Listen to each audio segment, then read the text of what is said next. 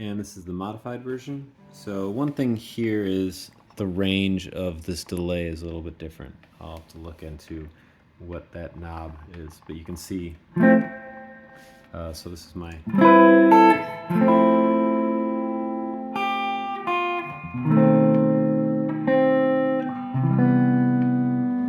turning it on.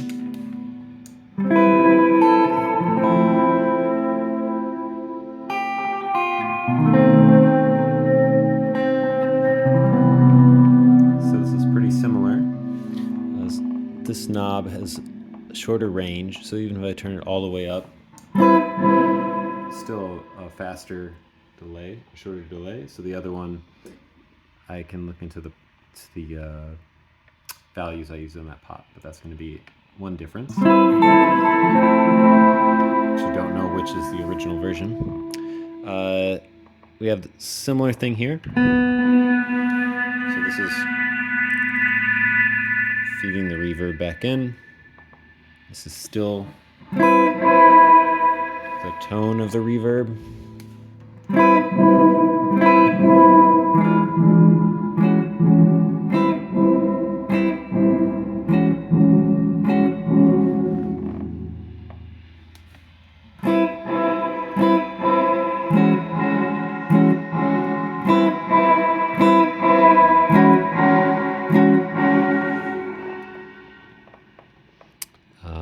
So the difference here is this delay and feedback. So these are, you can think of these as the mix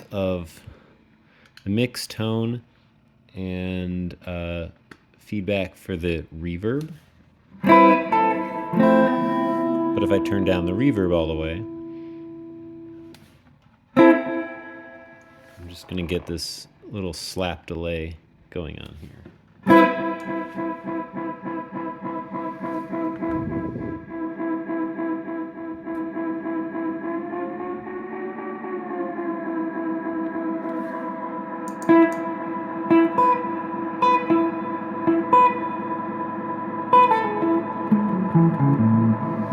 So it's kind of oscillating on itself right now.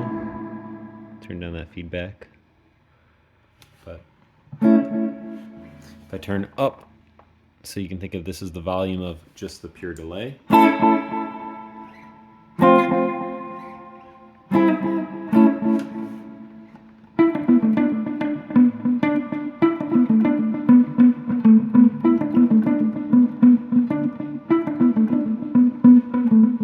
So it doesn't really have any reverb going on. And you can bring back in the reverb like we did before.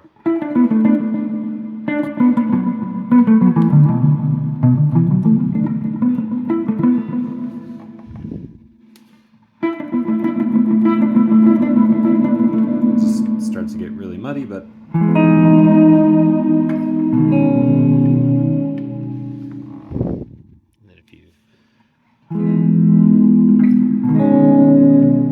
shorten that delay, it gets even more atmospheric.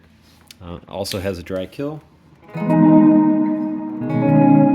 that you can start to hear the individual delays kicking in there without the dry signal.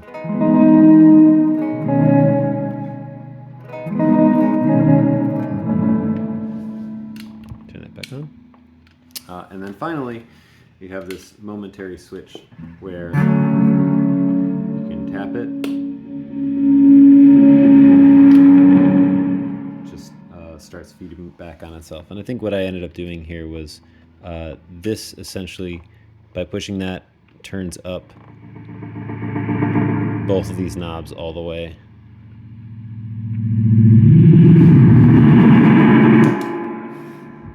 But you can just let go of the switch instead of having to throw back the knobs in terror.